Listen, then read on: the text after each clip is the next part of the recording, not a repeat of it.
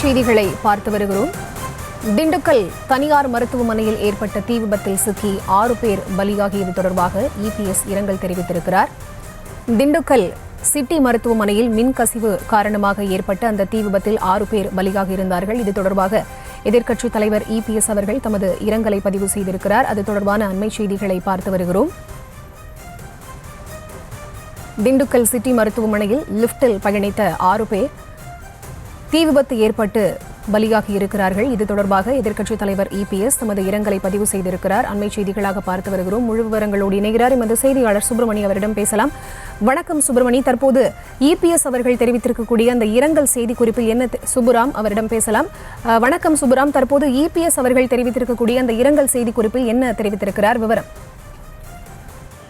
வணக்கம். நேற்று திண்டுக்கல் மாவட்டத்தில் இருக்கக்கூடிய ஒரு தனியார் மருத்துவமனையில் ஏற்பட்ட தீ விபத்து காரணமாக குழந்தைகள் உட்பட சிகிச்சை பெற்று வந்தவர்கள் கடுமையாக பாதிக்கப்பட்டார்கள். அதில் 6 பேர் உயிரிழந்திருக்கிறார்கள். இது தொடர்பாக எதிர்க்கட்சி தலைவரும் அதிமுகவுடைய பொதுச் செயலாளருமான எடப்பாடி பழனிசாமி அறிக்கை ஒன்று வெளியிட்டிருக்கிறார். அதில் அவர் குறிப்பிட்டுள்ள, அதாவது திண்டுக்கல்லில் உள்ள தனியார் மருத்துவமனையில் ஏற்பட்ட தீ விபத்தில் 3 வயது குழந்தை உட்பட 6 பேர் உயிரிழந்த செய்தி மிகுந்த அதிர்ச்சியும் வேதனையும் அளிக்கிறது. உயிரிழந்தோர் குடும்பத்தாருக்கு எனது ஆழ்ந்த இரங்கல்களையும் வருத்தங்களையும் தெரிவித்துக் கொள்கிறேன். தீக்காயங்களுடன் மீட்கப்பட்டுள்ள அனைவருக்கும் உரிய மருத்துவ சிகிச்சை அளித்து அவர்கள் பூர்ண உடல்நலத்துடன் வீடு திரும்புவதை உறுதி செய்யுமாறு திமுக அரசை வலியுறுத்துகிறேன் என்று அந்த இரங்கல் பதிவில் குறிப்பிட்டிருக்கிறார்.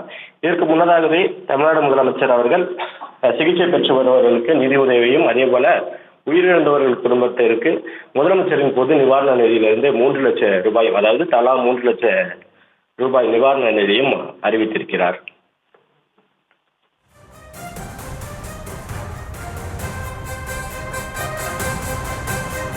விவரங்களை வழங்கியமைக்கு நன்றி சுப்புராம்.